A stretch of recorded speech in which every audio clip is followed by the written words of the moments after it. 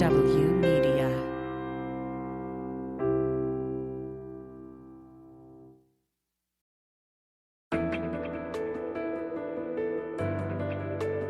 Spy Talk, a podcast at the intersection of intelligence, foreign policy, national security, and military operations with Jeff Stein and Jeanne Meserve. Hi, I'm Jeanne Meserve, and welcome to another episode of Spy Talk. I'm John Dingus. I'm a member of the Spy Talk team, and I'll be sitting in for Spy Talk Editor-in-Chief Jeff Stein today.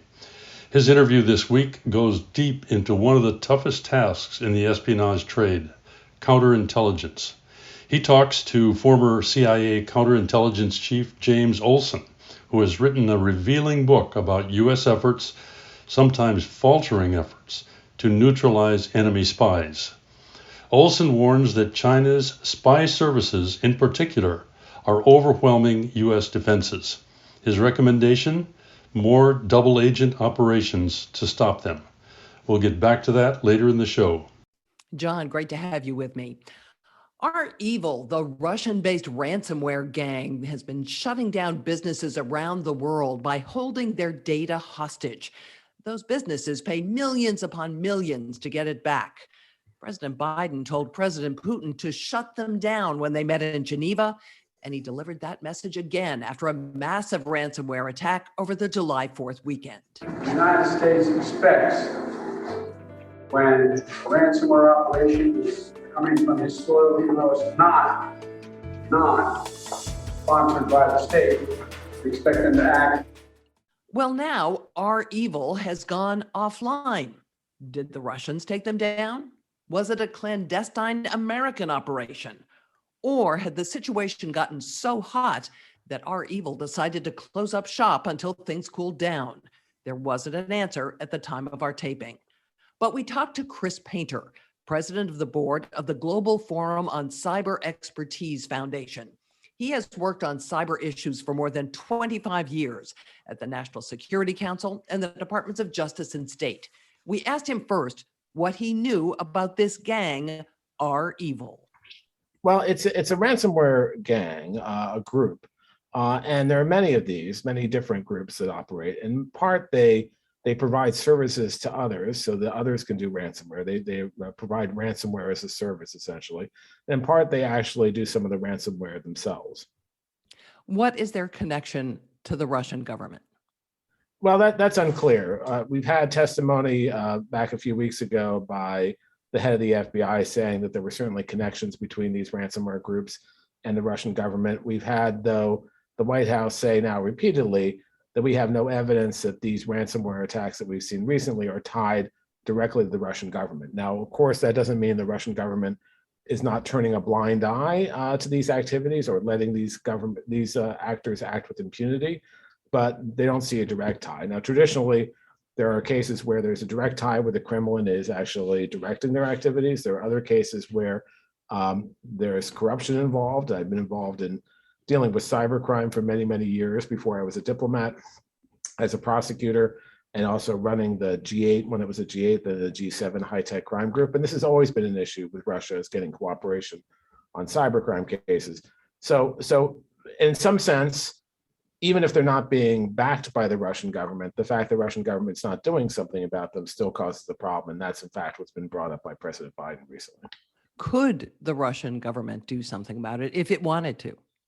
I think they could. I mean, look, the Russian intelligence services and law enforcement services are certainly very good and very capable. These actors are acting, as I said, with impunity and not really keeping their heads down. We've heard Putin say that, well, we need more information from the U.S. Well, to a point, but just like if these groups operated in our country, I think we could probably track them down. There's a lot of evidence already out there that's really apparent already publicly that I think the Putin's agencies could do this. So yes, and then certainly I think, especially in Russia, Putin can make these groups' lives pretty miserable, even if they don't lock them up, which is one aspect. They can certainly keep them from operating or making it much harder for them to operate. Do we know who the individuals are who make up this group? Are they former intelligence? Are they former military? I don't know for sure. I think there's likely going to be a mix of different folks involved. But there's also very adept criminals in Russia, and there have been for some time that have very good technical capability.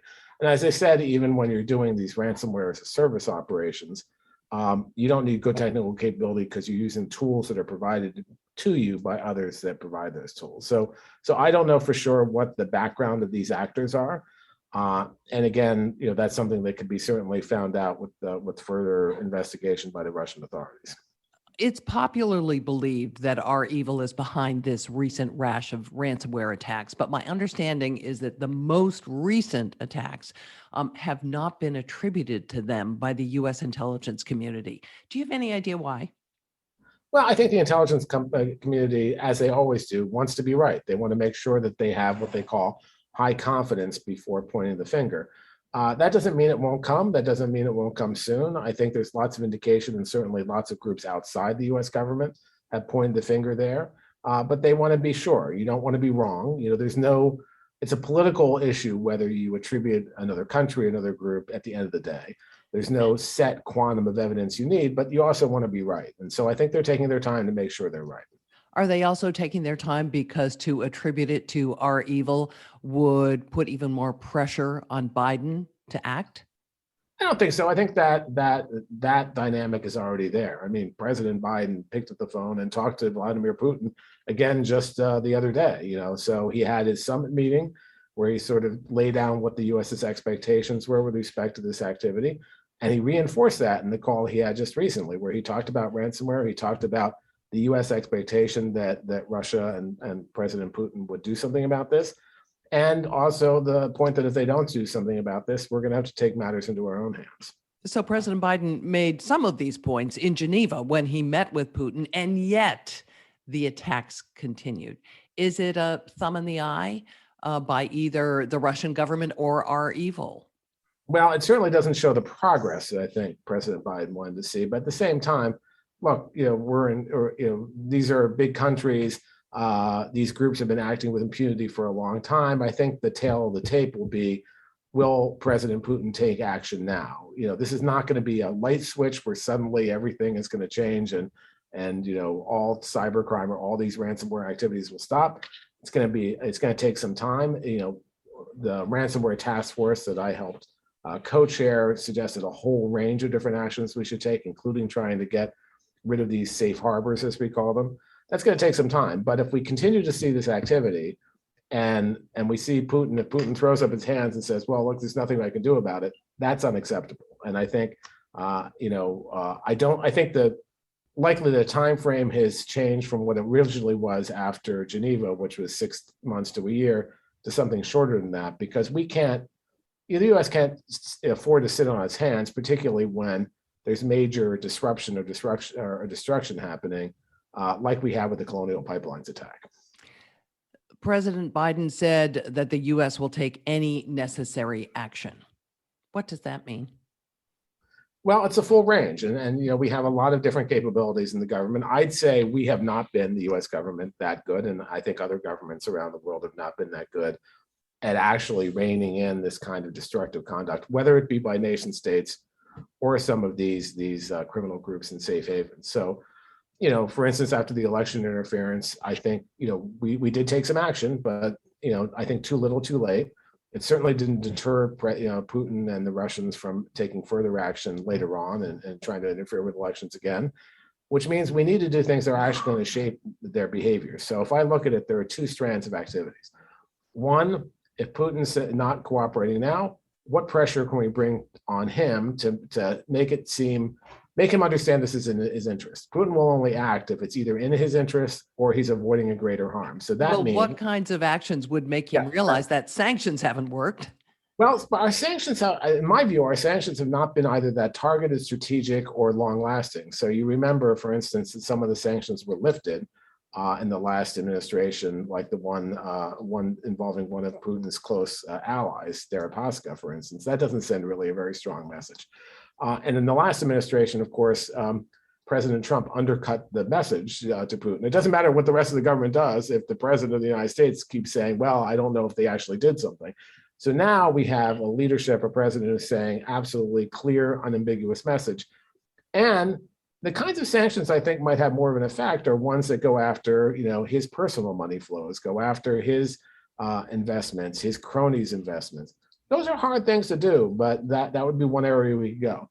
The other areas we could use more, all the other government tools we have. Now, we've indicted some individuals before. That's only going to have a limited effect, those criminal actions. There's other economic actions we can take that involve Russian energy or other issues. We could even potentially use cyber tools to disrupt these criminal groups ourselves, much like Cyber Command was purported to have done against the Internet Research Agency. Now, you got to be very careful about that. You don't want to escalate. You don't want to start using those tools willy-nilly, and you've got to be very careful. But at the same time, you need to be messaging to Russia that we're going to do this. And here's the thing. If we don't take action, we pretty much set an expectation. We want you to do this. If they don't do it and we don't do anything, that puts us in a worse position. And frankly, these groups are going to operate even with more impunity. Is it analogous to President Obama drawing the red line in the sand over Syria? Yeah, I mean, look, I'm not a Syrian expert, but I think that was not very helpful. I mean, I think that if you say something that your adversaries and people on the fences who might be getting into this activity have to know you're serious and you're going to follow through. Every indication I have, though, is that this administration means to do exactly that. So I've heard some people say, hit them where it really hurts. If they're going to tackle our infrastructure, our meat packing plants, for example, then we should hit them the very same way. Yeah, I have real problems with that because it's not just escalation, but there's something called international law, for instance, which keeps the world safe more generally. So, if you say, okay, they've gone after our colonial pipelines, now we're going to shut off the lights in Moscow, that would be completely disproportionate. It'd be affecting a civilian population in a way that doesn't make any sense. We can do things, I think, that hold them to account in ways that don't really go beyond that level. We have argued in the UN. In fact, the Russians and the Chinese have agreed in the UN setting to certain voluntary norms of behavior, including that you shouldn't attack the critical infrastructure of another country absent wartime. Wartime, there are rules, what's called international humanitarian law, et cetera. We shouldn't do that. The country shouldn't do that. There's an expectation that if malicious conduct is coming from your country, you should take actions to ameliorate that, to mitigate that using law enforcement or technical tools or others. So those expectations are there. We're trying to enforce them. But if we violate those same expectations in response to something that was done, I think that puts us in a bad place. So we've been talking about offensive actions the U.S. should take. But does this rash of attacks indicate that when it comes to defense, we have really not been in the game? That's sort of the sad thing. We've talked about computer security for decades. As long as I can remember, 20, 30 years. I mean, I've been involved in this area for about 30 years now. We've talked about it that entire time.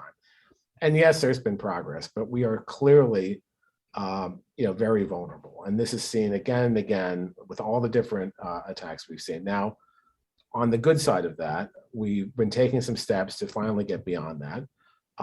But our industry still, depending on what industry you're talking about, there's lots of holes there. Now, I don't expect them to be able to prevent the really sophisticated, what they call zero-day attacks, because that's hard for anyone to do. The government has to play a bigger role there. But a lot of these things are just based on low-hanging fruit, things they haven't patched. And so I think it's time to start thinking about not just incentives to get the private sector to do better, but also what we need to do in terms of setting minimum standards, particularly for critical infrastructure. I mean, it's critical for a reason. If it's not critical infrastructure, it means we can't afford to have it go down. So we need to start thinking about that too. Why the heck haven't we done this? Well, I mean, look, it's a long battle, right? The question has always been the government itself can't go in and fix everyone's infrastructure. This is really a responsibility for the private sector and others. And some are further ahead than others. The financial industry, I think, is quite far ahead. Generally, some of the high-tech industry is pretty far ahead. But you get to manufacturing and food and others, and they haven't really embraced the cybersecurity. And there's certainly exceptions writ large as much as they should. So we have to change the dynamic. Now, the thing I'm hopeful about is, even when we had that big attack, which was state sponsored, which was espionage, the Solar Winds attack back when the Biden administration started, or at the end of the Trump administration. That got a lot of high-profile news, but the problem I've seen is it becomes news for 2 days and then people forget about it a week later. And that's because people don't understand this issue. But when you have to wait in line for gas, or you're worried about getting food, that really brings it home. So I think now we're in a different place. I mean, if you had said to me, even like a month before the Biden's trip to Europe, would cybersecurity be a main topic? I would have said, oh, it'll be a topic, but not a main topic. It was a main topic in the G7. It was a main topic at NATO. It was a main topic in the discussion with Putin. That's big, and I think it's not going to disappear now, and that helps us push through, get more congressional action, get more government action, but also get more industry action. Do you think there's a risk that because ransomware has become such a high-profile issue of the moment, and because it exacts an economic price, that we're not paying enough attention to other aspects of cybersecurity? In some sense, I think a rising tide lifts all boats of this. I think if we're paying attention to this, which is more basically a criminal, but there could be nation states involved, we're going to pay attention to the rest of it too. We have been focusing a lot on nation state activity for good reason that we've been worried about. But I think this, if you have a good defense, that defense protects you not just against ransomware, but against other kinds of malicious cyber activity. So I think it does help you across the board. The other thing is, we're in an administration now that prioritizes the idea of multilateral approaches, working with our friends and allies. And I think that's going to be important in going at this as well. And then, I think finally, the kind of leader-to-leader dialogue that we've seen between Biden and Putin, there can't be any misunderstanding about that. Yes, if you convey it at a low level or even a Secretary of State level, there's a way for that message to get lost. When the president is telling the president of the other country, this is important to us, this is a priority, that message is much more clear. And so, yeah, look, I worry, given what I've seen over the last 30 years, that this will lapse back or we'll focus on one part of it and it'll be the flavor of the day, but I don't think so. And as I said, I was part of this ransomware task force. We made about 40 some recommendations. Some of them were on issues around deterrence and international issues. Some of them were better preparing companies and the private sector and municipal townships and others who were victims to know what to do and how to react to this. One recommendation is that they would have to report if they're going to pay ransomware. Right now, they don't have to. That helps law enforcement and others get a handle on the problem. One of our international recommendations was for countries who are providing safe havens, not because they want to, but because they don't have the capabilities, to give them more training, so capacity building. And the countries that are doing it, willingly or turning a blind eye willingly, those we have to kind of coerce into being more cooperative. So there's a whole range of things we need to do. And it's not the biggest issue for me is this can't be the flash in the pan issue. There has to be a sustained effort over several years. That's hard for us to do, as you know. We don't do anything that well. We talk about several years. But again, I'm hopeful. I think that we're getting the right signals out of the administration, the White House, and that's exactly what they plan to do. As you well know, for decades, there has been criticism that the U.S. government hasn't been organized to deal with this issue and that it hasn't had the right personnel to deal with this issue. Is that still the case? I think we've seen a real turnaround there. So, at the White House, the issue has been elevated to the National Security Council to be a deputy national security advisor. And sort of inside the White House, that's a big deal. That's a high-level position. And Ann Neuberger, who's the person who holds that job, is long time experience in this area, a really dedicated, very, very strong person fighting this. Then you go to the new national cyber director, which was mandated by Congress, Chris Inglis. Chris Inglis, I've known for many years and is really one of the smartest people I've ever known in my life. And him being involved in this battle is, I think, incredibly important. Ali Mayorkas over at DHS, I was a prosecutor together with him in LA many years ago, and he really cares about this and has been leading on this. You go to Lisa Monaco over at DOJ as a deputy there. Tony Blinken and Wendy Sherman at State, both whom I work with closely, really care about this. And then you have Jake Sullivan, who does know about this too. So for the first time, you don't have to spoon feed people. They know this. They dealt with it in the last administration. They dealt with Chinese theft of intellectual property and other issues. And so they get it. And so that's a big difference. And, I think they're appointing new people too. My old office at the State Department, which was sort of downgraded during the last administration, they're involved in a review now to elevate it again and to structure it in a way that it can be most effective.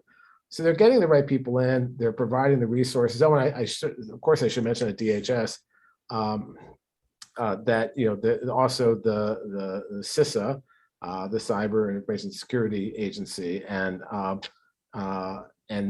Jen Easterly, who has not yet been, at least last time I checked, has not yet been confirmed, but hopefully that will happen soon.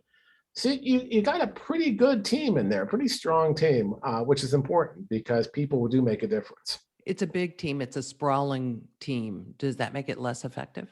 Well, you always worry. Look, stovepiping in our government is a way of doing business, unfortunately. We did a lot of work in this area to try to bring folks together during the Obama administration and over even during the Trump administration. And I think that what you'll see here is with Anne and Chris, the White House's role should really be the orchestra conductor, to bring together the folks who are at the military, the DHS, DOJ, Commerce, Treasury, State.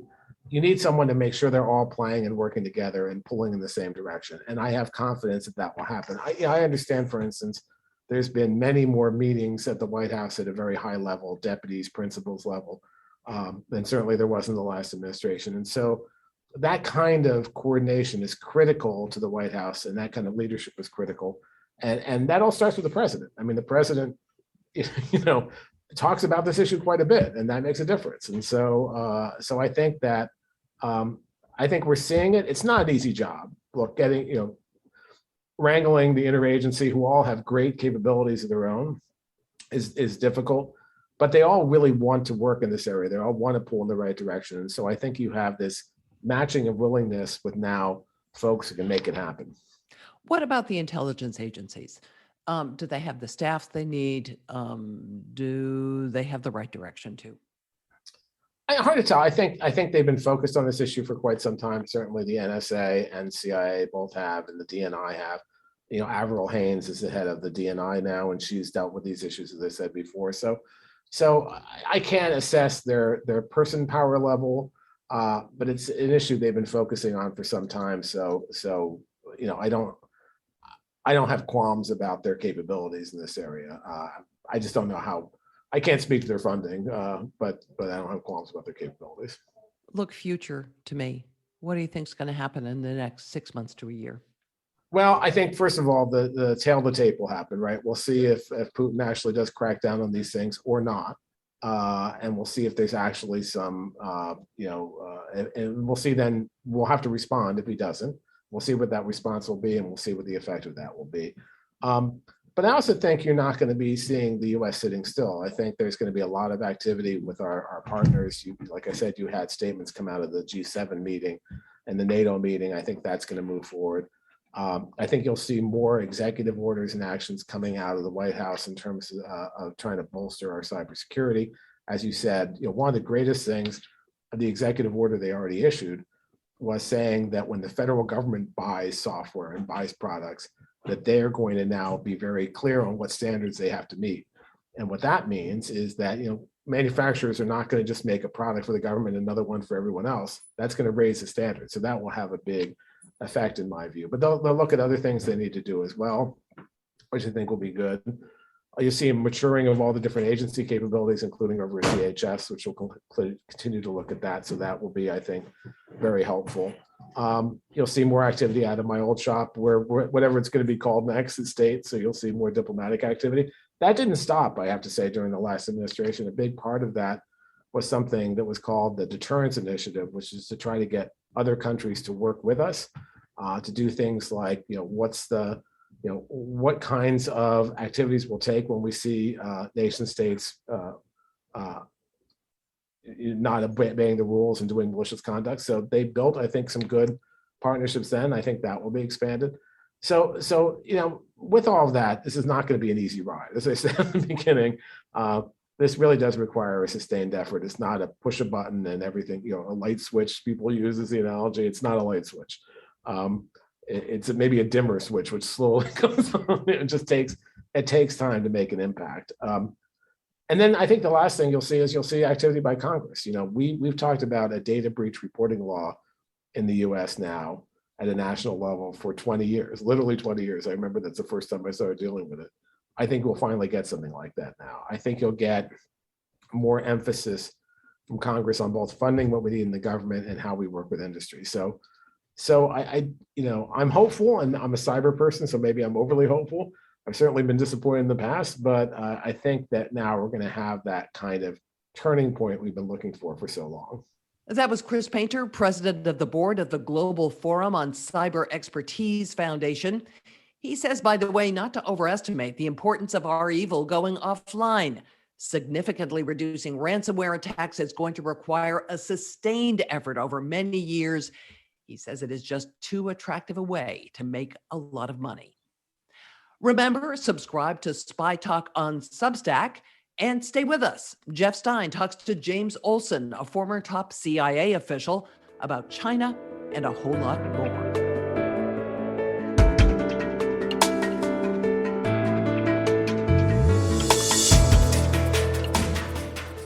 James Olson is a spy catcher. He was so good at it, the CIA made him head of counterintelligence. He's now a professor at the Bush School of Government and Public Service of Texas A&M University, and a prolific writer.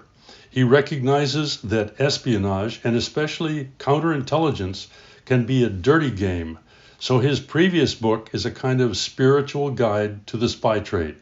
He called it Fair Play: The Moral Dilemmas of Spying. More recently, Olson has been raising alarms that the U.S. has been losing ground to Russia and especially to China. He's written a new book about his concerns. It's called To Catch a Spy: The Art of Counterintelligence. In this week's interview with Jeff Stein, Olson says China is flooding the United States with its intelligence resources, especially in universities and in industry.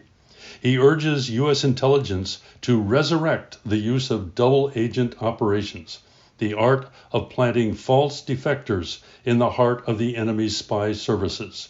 Here's Jeff. James Olson, welcome to Spy Talk. It's an honor to have you here. Thank you, Jeff. It's a real pleasure to be with you today. Outside of close students of maybe John le Carré, I don't think people really understand what counterintelligence is. It has all sorts of facets. The legendary James Jesus Angleton, who in the end ended up paranoid about the Russians, compared it famously to luring a brook trout from the shadows. What do you say? Well, I certainly think that James Jesus Angleton had some insights, but he certainly lost touch with reality over time. I would define counterintelligence as the subset of intelligence that is responsible for protecting our secrets and technologies and our databases from the efforts of foreign intelligence services to steal them. And that's a big problem. Yeah, I did an interview for the last Spy Talk podcast in which Nick Eftimiades, an expert on Chinese espionage, painted a very grim portrait of Chinese espionage assault on us. It said the FBI is overwhelmed. Do you agree with that?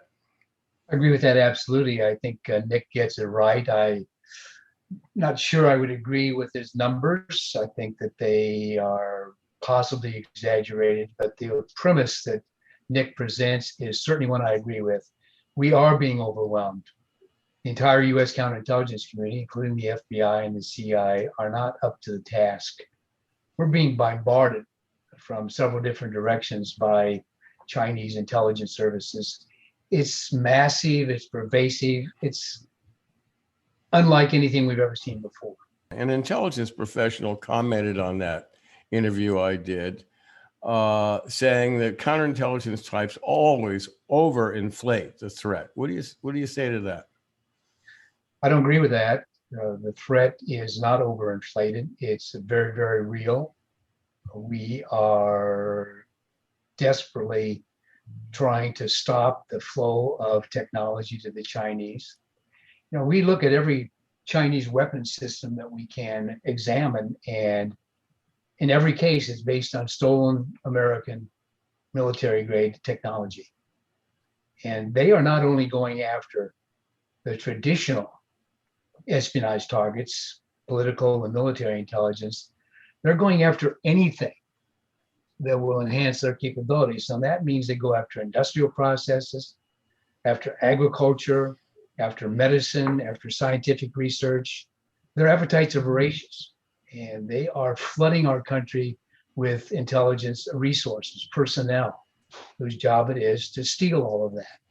The universities are a major venue for counterintelligence. I don't think most people realize that, but that's where a lot of the action is taking place. They're getting into our high-tech programs through the universities, and then by extension from universities into our high-tech corporate sector. Would you compare Russian and Chinese intelligence efforts here? The Chinese are in a class by themselves. The Russians haven't gone away, but the magnitude of what the Chinese are doing now is several levels greater than anything the Russians ever did. Why is that, Jim? They made a decision very early on, Jeff, that they wanted to catch up with the United States, technologically, militarily, economically. And they made the decision that the fastest and cheapest way to do that is espionage. Espionage, stealing our technology, is a lot faster than doing their own R&D. But the Russians infiltrated the Manhattan Project and stole our nuclear bomb secrets.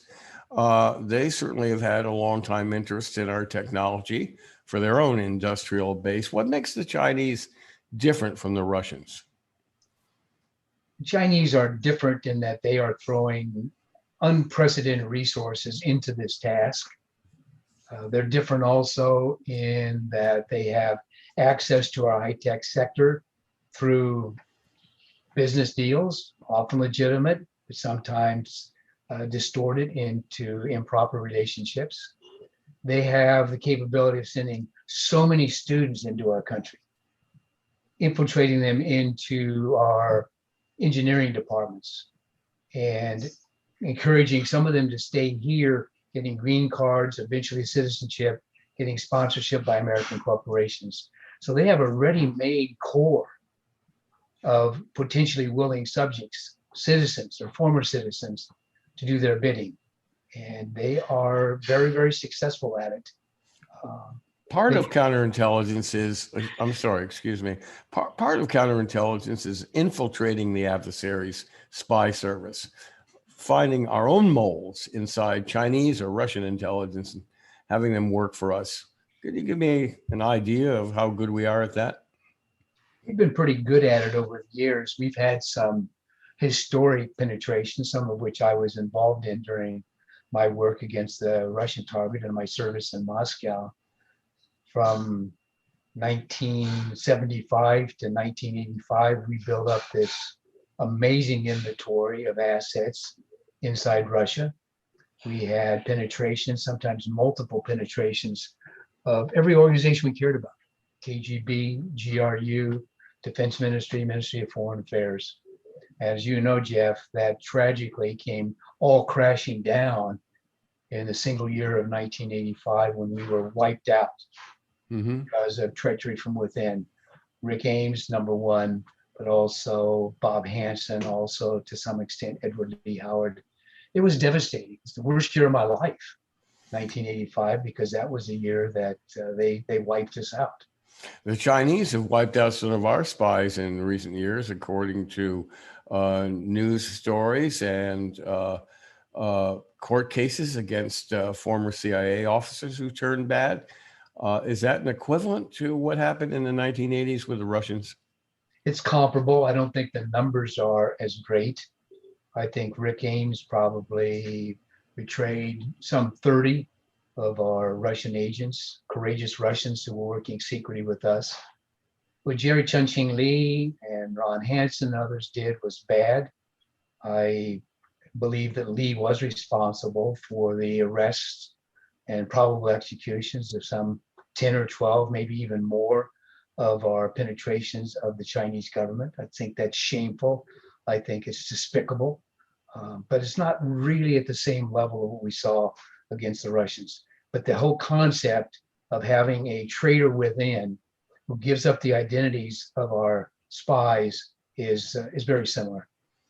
Of course, it depends whose ox is being gored, you might say.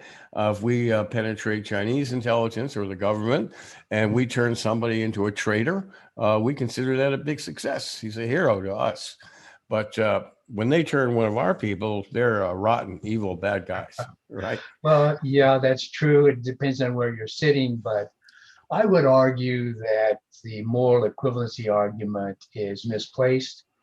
You know, I'm an American, but even trying to look at it as objectively as I can, it seems to me that betraying the totalitarian Stalinist regimes, either in Russia or now in China, is not on a par with betraying the democratic values of the United States of America.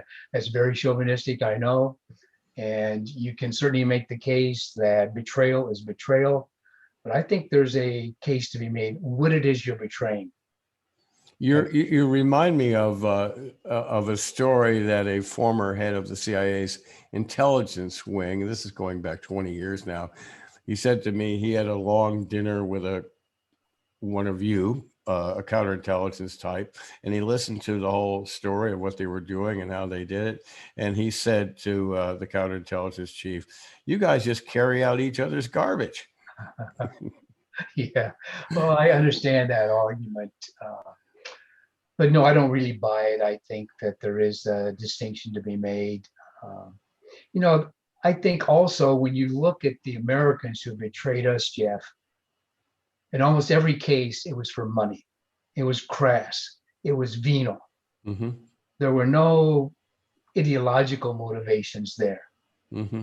And I think that that is kind of a lower form of human life than someone like many of the Russians I worked with, who cooperated with us because they identified with American values, or they wanted to strike back at what they knew was an oppressive, totalitarian, cruel, evil regime. And I admired those people. I had some Russians who worked for me who refused categorically to accept any money from us, because in their mind, that would tarnish the purity of their motives. Those people for me were heroes. It's very hard to find American traitors in that same vein. You mentioned the atomic spies of World War II many, many years ago, but they also were ideological. They were communists, or certainly fellow travelers to one extent or another. You know, you take somebody like the Rosenbergs, and I will grudgingly give them some respect because they served and died for what they believed in. But Rick Ames, Edward Lee Howard, Bob Hansen, others certainly were in that category. They sold us out for money, and that makes them, I think, particularly contemptible. Yeah, it takes me back to my own short period as a case officer with the military in Vietnam. We had a Viet Cong defector come in, and he was defecting because he had come to hate communists and the ideology and the structure of the military that he was in. And we persuaded him to go back to his unit and report to us, and he did. And I was just amazed. I mean, at that point in the war, I thought we were clearly losing and on our way out. And here was a guy who's going to risk his life for us to report on what was going on inside the North Vietnamese army. And it is a truism that they spy for us on the basis of ideology, not that they don't have other weaknesses, which makes them exploitable. But our guys sell out for the dough every time. Well, I'm glad you brought that up, Jeff, because that's when I first became acquainted with you and your work, your excellent book on that spy case in Vietnam, which I thought was a magnificent contribution to literature. So thank you for that. Thank you for all your subsequent work in this field. You're someone I follow very closely. Well, thanks. I really appreciate that, especially coming from you. Let's just talk briefly about other counterintelligence challenges. Iran, how good are they? And do they target us much? They've done some cyber probes and attacks. Yeah, the Iranians aren't bad. The IRGC and the VVAC they're competent services, but we don't see them really having much success against the American target. You had that DIA defector who went to the Iranians, and that was unfortunate. But I'm not aware of any extensive penetrations by the Iranians. I'm not even aware of any extensive intelligence presence in the United States that we're particularly worried about. I don't want to underestimate them. They certainly hate us. They would love to harm us in any way they can, including through espionage and covert action. But I don't think that they're even in the same conversation with the Chinese first, the Russians second, and I put the Cubans third as a threat to U.S. intelligence. Well, I'd like to talk about that. I mean, Cuba seems to have faded from our national posture towards our adversaries. Fidel Castro is gone. His brother is wobbling. Is a failed state economically. So why do the Cubans pose any kind of threat to us now? They pose a threat to us now because the Cuban DI has never lowered its attack on the United States. You know, Diaz-Canel is just as much a communist as the Castro brothers ever were, just as hateful toward the United States. And we know that they are still very involved in espionage in the United States. You know, the Anamontes case wasn't that long ago. But isn't their target basically Florida Cuban exiles who are always trying to stir up some trouble against Cuba? Isn't that their main target? Well, that gives them inroads there, and they're very concerned about the Miami Cubans and what they might be plotting against the mainland of Cuba. But no, look at the Myers case, Gwendolyn and Kendall Myers. They were Washington, D.C. based. Look at Anna Montes, right at the heart of DIA, working against us and funneling everything she could get her hands on to Cuba. So they are a national program. And, you know, this is true of espionage in general.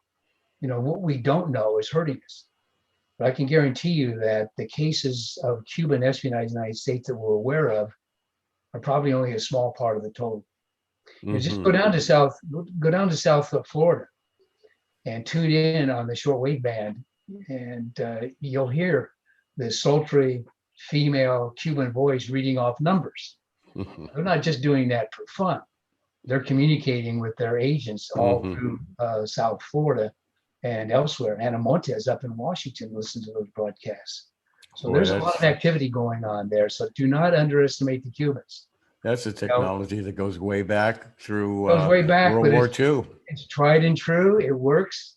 You know, all major services use it. These number stations are fascinating. We used it too. I think one of the codes that we used to set off the Bay of Pigs invasion was "the fish is red" or something like that over the radio, right? Yeah. Let's move on. Sure. Let's move on to the cyber realm for a minute. So a lot of the penetration that we've been experiencing comes from cyber. How does counterintelligence work in the cyber realm? Not hard enough. We're not doing nearly enough. You talk about being overwhelmed, as Eftimiades pointed out in that interview you did with him. That's certainly true. The Chinese, number one, have these, what they call information warfare stations, mostly run by the PLA, all around China. And their task is to hack into American databases, government databases, corporate databases, university databases, any research institute. It is a well-funded, very sophisticated, and unfortunately very successful campaign that they're running. Right. Seems like every day we wake up to another headline about another massive Chinese or Russian penetration. So I'd have to say that counterintelligence has fallen down on the job in terms of stopping these penetrations. How do we fix that? I would agree. I think it's unacceptable that our cyber defenses are not more sophisticated and more effective than they are. How do you fix that? Giving it more priority, getting bright young people to go into cyber work. We're not throwing enough resources into it. There's no excuse for our not being better. Well, what's the problem there? Is the CIA not getting enough money to recruit people? I mean, that's normally a root of problems. It's across the board. The intelligence community, I believe, is understaffed, under-resourced. I think we need more. I don't think we fully recognize the enormity of this threat from China alone. So yeah, Well- we need help from Congress. We need support of the American people. We need better people, frankly, to come into this important counterintelligence work. Of course, there's not a government agency I've ever heard of that doesn't want more money and more manpower. But let's say you're not going to get any more. I mean, we do have some immense budget stresses right now because of the pandemic. So let's say you're not going to get any more money. What at CIA would you be doing differently if you were still there? Oh, I'd love to be there. And I tell you what I would be doing. I would be going on the offense. I think counterintelligence across the board in the United States government has become too passive, too defensive, just kind of building fences and barriers. Give us an idea of what that means to go on the offensive in counterintelligence in the cyber realm. My first commandment of counterintelligence in my book is be offensive. And when I talk about offensive counterintelligence, Jeff, I'm talking primarily about two things. The first thing I'm talking about is penetration. I tell my students that the best counterintelligence is penetration.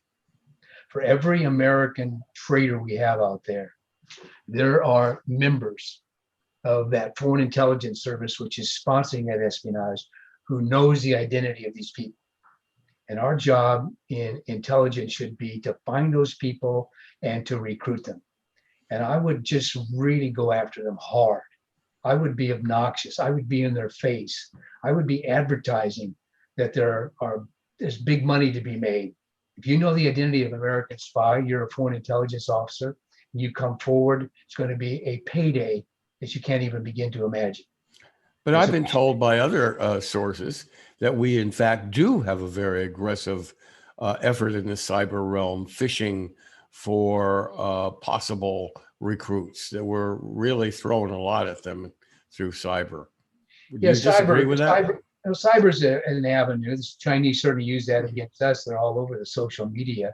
We don't have that same benefit going after Chinese or Russian spies. Those are closed societies. Our capabilities of following up on those leads are much more limited. But there are ways, there are Chinese intelligence officers who are accessible to us outside the country. Go get them, hit them hard, cold pitch them. Mm-hmm. You may not have a high level of success, but you'll get some. Sure. If you have deep enough pockets, there are people out there who will make a deal with us. So what's the problem? What's the problem? Is we just don't have enough manpower or person power approaching Chinese officials in Zambia or wherever, or is the CIA, as has been said a lot in recent years, it's overcautious, it's timid, it's afraid to make mistakes. Yeah, I think there's some of that. I think that our aggressiveness needs to be upgraded. I think we need to be a lot pushier. I think we're a little bit restraining ourselves in going after them. We may feel diplomatic incidents if we pitch somebody who has diplomatic status. So we're afraid of getting caught? Is that it? That if a CIA officer makes a pitch to a Chinese diplomat, that will be caught and that'll be a diplomatic incident? Is that what you're saying? It could be. It could be. The State Department is a little bit reluctant to see us going out willy-nilly, pitching people right and left. But one way or the other, I call it hanging out the shingle. We need to get the word out that we're open for business and we have deep pockets. We've got to penetrate more intelligence services. As you know, Jeff, it is a rare case that we have caught a spy where we didn't have a source. Sure. Some inside that service. Okay, Sure. So that's number one. And number two, double agent operations. I would like to see a resurrection of double agent operations. I love them. The benefits from them are just incredible. And I believe that is an art form that has fallen into unfortunate neglect. Mhm. We need to be a lot more aggressive in double agent operations across the board. When I was in active duty, when I was running counterintelligence at the CIA, we had a double agent committee chaired by the FBI. All of the intelligence community was there. It was kind of a brainstorming session. We get together regularly, say, okay, where do we need a new double agent operation? Which should our double agent candidate look like? Where does that person reside? Is that person a military officer? Is that person a scientist in a university? Is that person working for Boeing on aviation projects? And then find those double agent candidates, dress them up, dangle them, and off and running. Double agent operations have multiple benefits. I devoted a couple chapters to them in my book, and I love them because the benefits just are unending. And we need to do a lot more of those. There was a period when we were a lot more aggressive, a lot more successful. Of course, that was during the Cold War, and that was the terrain of John le Carré, who drew portraits of people going crazy in the wilderness of mirrors, as it was called. Yeah. So probably James Jesus Angleton wasn't the only one who lost his sense of, lost touch with reality while looking for ghosts everywhere inside the woodwork. Well, as you may know, Jeff, one of my 10 commandments of counterintelligence is don't stay too long. Because the truth is, I know from experience that a steady diet of counterintelligence, a steady diet of conspiracy and manipulation, deception can be harmful to your mental health. Most striking examples, of course, are Angleton and even J. Edgar Hoover over at the Bureau. They both stayed too long. They both kind of went off the deep end. And in the process, they really discredited counterintelligence and I think prevented some of the best people from going into that field. And that's unfortunate. Yeah, don't stay too long because counterintelligence is a murky world. You end up seeing conspiracies everywhere.